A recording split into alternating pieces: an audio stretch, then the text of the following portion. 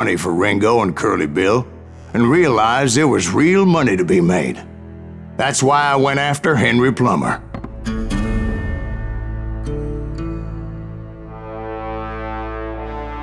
Now, wasn't he the sheriff who augmented his income by shaking down miners and robbing gold shipments? That's the one. Oh yeah, I remember him. He ran that gang of thieving outlaws called the Innocents. So it's true that you went toe-to-toe with him? Indeed I did, son. Indeed I did.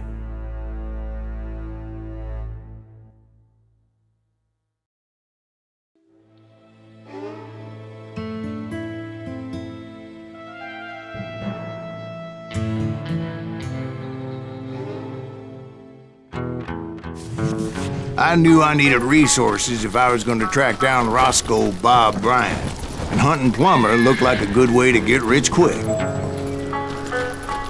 As the local vigilantes exposed him as the leader of the bandits, and put a generous price on his head.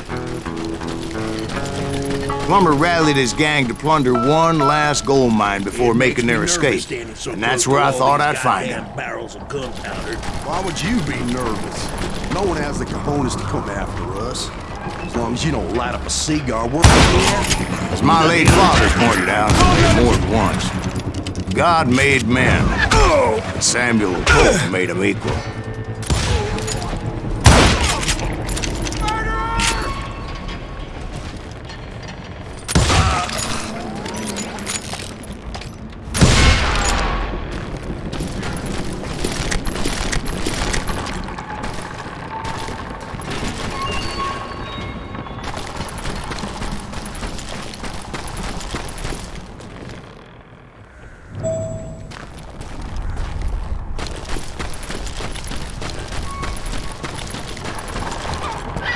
I knew that dynamite wasn't mine, so I decided the polite thing would be to return it. It was the biggest gold rush since Sutter's Mill in '48. Unfortunately, prospectors weren't the only ones drawn to those riches. There were thieves and killers, robbing travelers and hijacking gold shipments. Like those that ran with Plummer. Some were just regular folks I knew from town, drawn by greed and easy pickings. Charlie Crow, the blacksmith. James, who worked in the stable. Sam and Jeremiah Barber, the butcher's son. Ordinary citizens who lived a double life. Stealing and thieving and murdering their neighbors.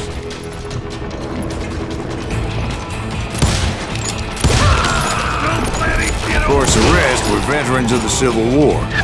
Stone-cold killers trained on the bloody fields of Shiloh and Antietam. Plummer had a lot of men on his payroll. A hell of a lot. That son of a bitch pretended to protect the public with one hand while stealing them blind with the other. He set up a defensive perimeter, which I had no idea how to breach.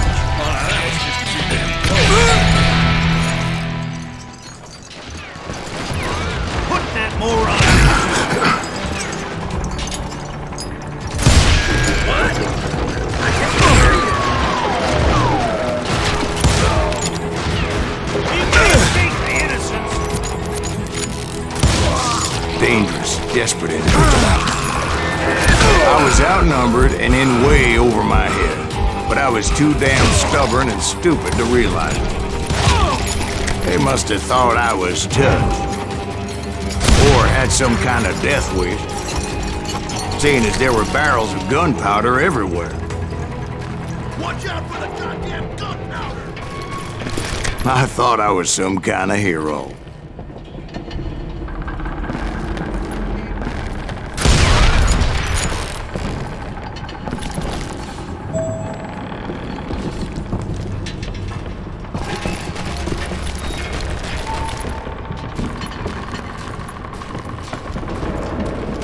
I finally made it past and headed on to meet my destiny.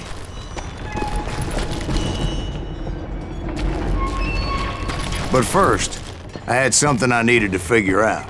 I had a few ideas on how to get into that mine, but once I made my decision, I knew there was no turning back. So my first thought was to enter the nearest mine portal. I saw an entrance. Made sense. It was the quickest way in, but that also made it more dangerous, as there would undoubtedly be enemy pickets posted along the way.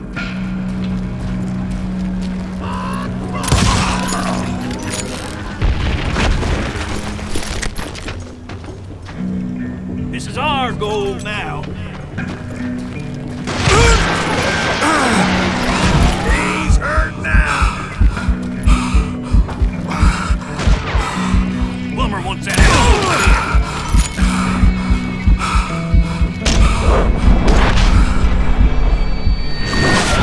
Did you see that?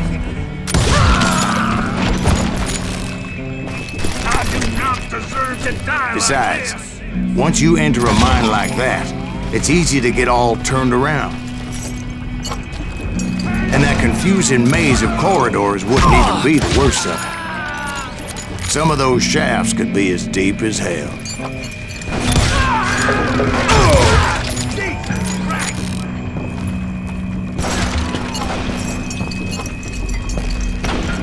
I'm in. A single stumble or misstep can easily end in a deadly plunge to oblivion.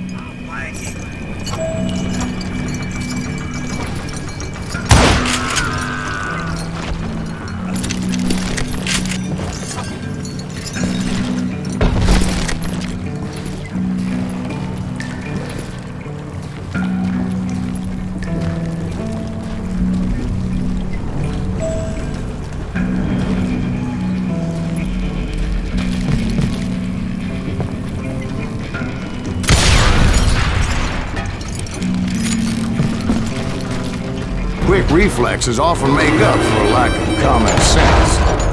Luckily, I was never one to be easily bushwhacked.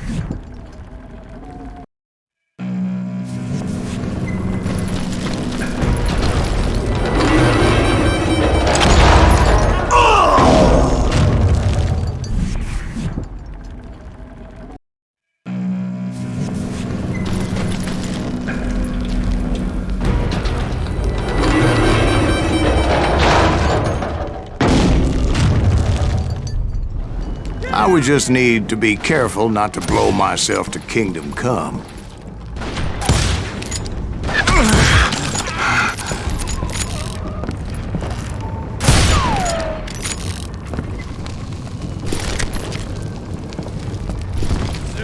With all that gunpowder and dynamite everywhere, a body has to know what he's shooting at. All it takes is one tiny spark, and boom.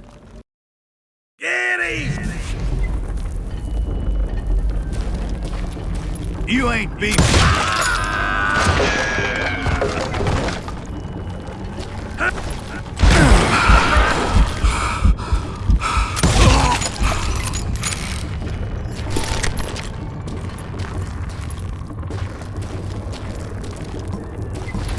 One wrong bullet could have turned that mine into a dad-blasted tube.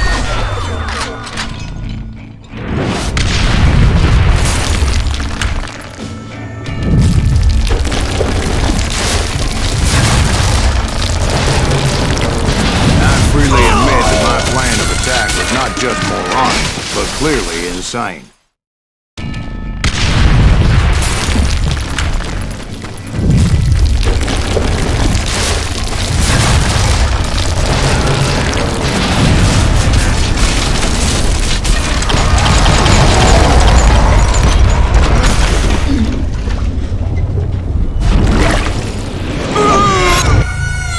It's a good thing that I abandoned that ridiculous plan before I even tried it.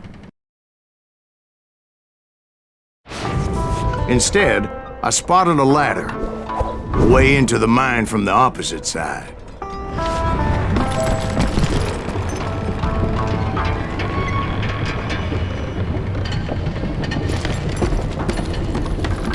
It was a long way around, but that approach seemed more sensible at the time.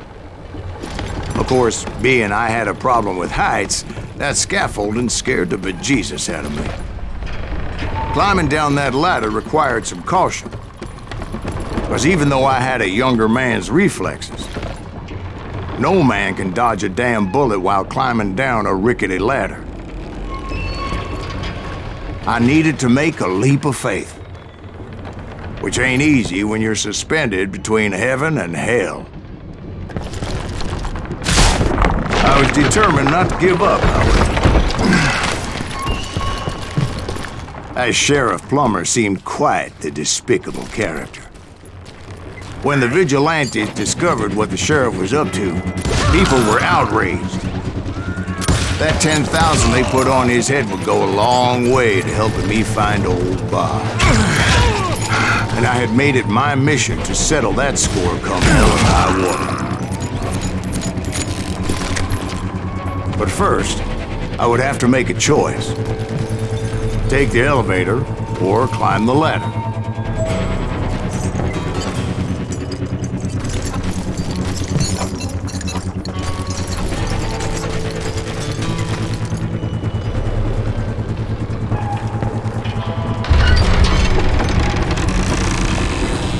I picked the more convenient and more dangerous route.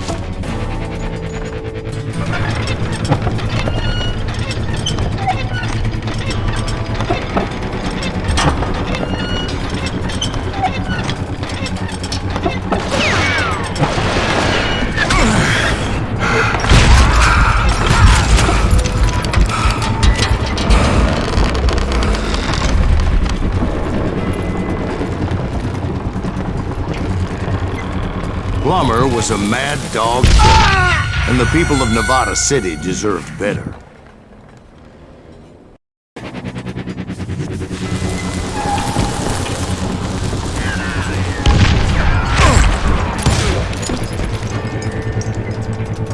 You can't beat the innocents! Right, well, he was the sheriff of both places at one time or another, but that's neither here nor there.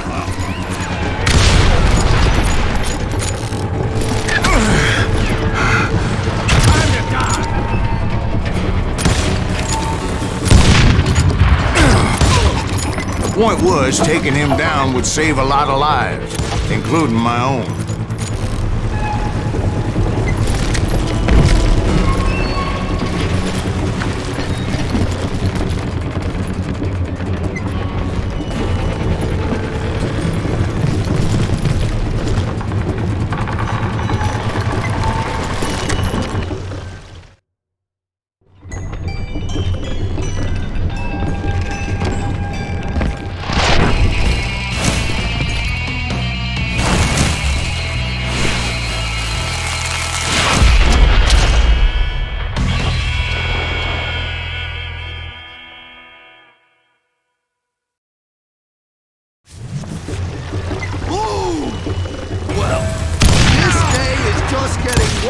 Worse for you, ain't it?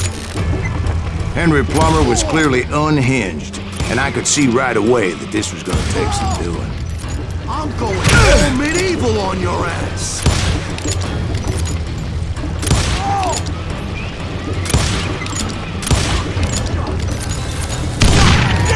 I need some help here. Come on, boys, take this cocksucker out.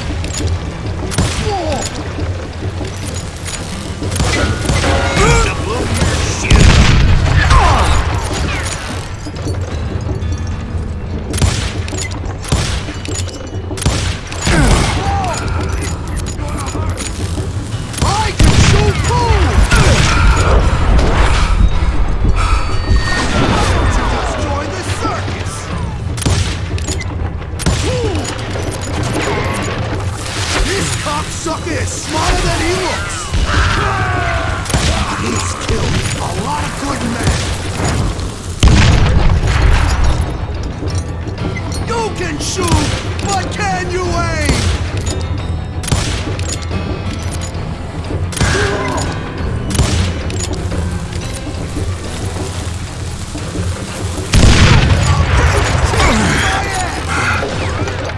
I'm going all medieval on your ass.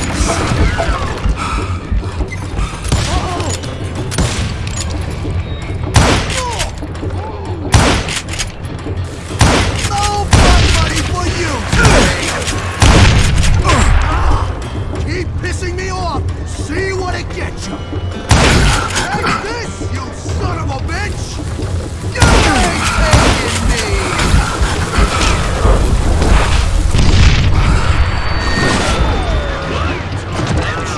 They're gonna burn you in a million pieces!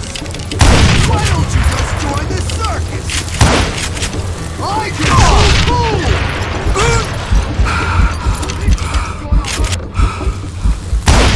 Nice shot! Bet you can't do it again! So that's how Henry Plummer died. Him and his crew were worth their weight in gold. And now, I was officially a bounty hunter.